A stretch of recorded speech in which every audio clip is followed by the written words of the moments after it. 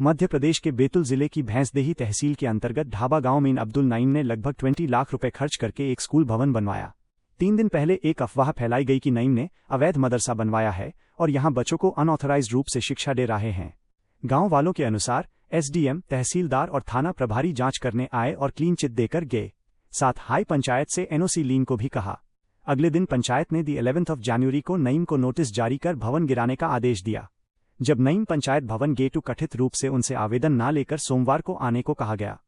नईम ने अपने स्पष्टीकरण में कहा कि भूमि के सारे कागजात पूरे हैं और 30 दिसंबर को स्कूल शिक्षा विभाग में संचालन अनुमति के लिए आवेदन जमा किया गया था, लेकिन भवन तोड़ने का आदेश दिया जा चुका था।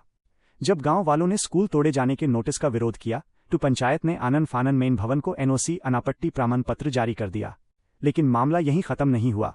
शाम को एसडीएम साहब ने नईम को बताया कि ऊपर से बहुत प्रेशर हाई स्कूल तोड़ना पड़ेगा। गांव वालों ने कहा कि यदि कोई कानून उल्लंघन हुआ है तो जुर्माना भरकर उसकी भरपाई की जा सकती है। भवन तोड़ने पर उनके बच्चे पाद नहीं पाएंगे।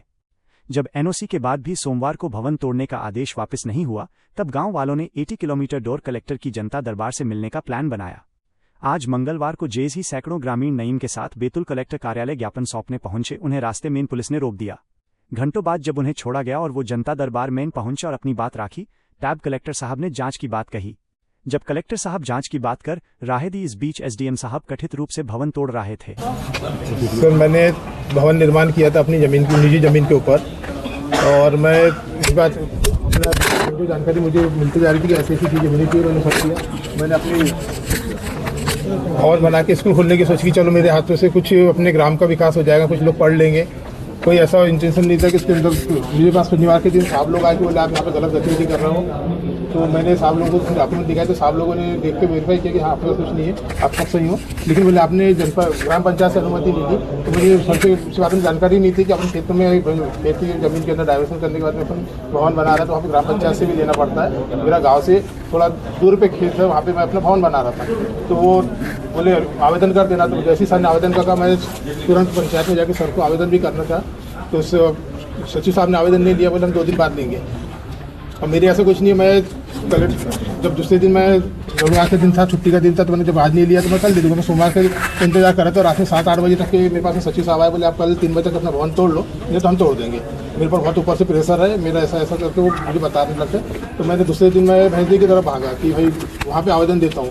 वहाँ जाके मैंने आवेदन वगैरह बनाया तो मुझे पता चला कि वहाँ पे पटवारी वगैरह आ गए भवन के पास में और वो भवन तोड़ने की बात कर रहे हैं। तो मैं फिर वापस आया यहाँ पे इंचार्ज पर उनके लिए रिक्वेस्ट किया कि सर मुझे कुछ तो समय, तो मैंने जल्दी आवेदन सिर्फ पंचायत की एनओसी नहीं, तो मैं उसमें जो भी जुर्माना मेरे ऊपर लगाया जाएगा मैं उसको भरने को तैयार हूँ। और रही बात मेरे स्कूल खोलने से प्रॉब्लम है, तो मैं स्कूल भी नहीं खोलता। मैंने तुरंत उसी दिन अपने तहसील लेवल पे जो बीआरसी सर वगैरह थे उनके आते रिक्वेस्ट की सर मेरा आवेदन निरस्त कर देना है, मैं स्कूल नहीं खोल रहा हूँ, मैं समिति भी बंद कर दे रहा हूँ। मेरे को कुछ नहीं, बस मेरा भवन बचा दिया जाए। मेरे भवन को मैंने बहुत मेहनत से बनाया, जोड़ तोड़ करके भवन बनाया, तो मुझे भवन छोड़ दिया जाए। बाकी मुझे कोई दिक्कत नहीं। मैं कोई आज से कोई स्कूल नहीं खोलता, कुछ नहीं करता। जो भी मुझे विचार था कि गांव के लिए कुछ करूँ, वो भी नहीं करने को तैयार हूँ। मैंने गांव वालों से कहा तो गांव वालों सब बोलने लगे कि भैया आप तो अच्छा काम कर रहे थे, हमें कोई आपत्ति नहीं है, वरना गांव से ऐसी कोई दिक्कत है।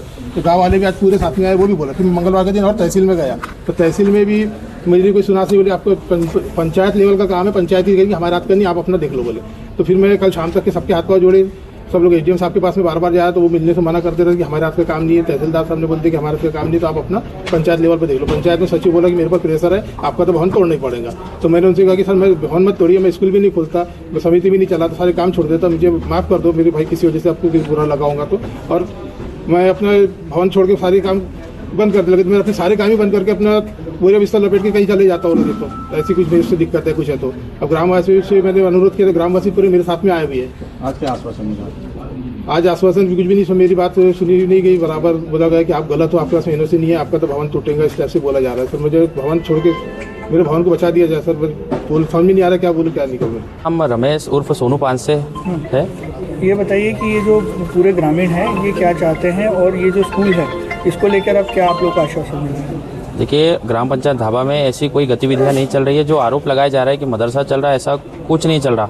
और पूरे गांव वाले आए हैं और गांव वालों की सहमति से स्कूल बन रहा है ताकि उनके बच्चे बेहतर तरीके से पढ़ सके। पंचायत से अनुमति ली गई? पंचायत से अनुमति प्राप्त हो गई है, अनापत्ति पत्र भी प्राप्त हो गया पंचायत द्वारा।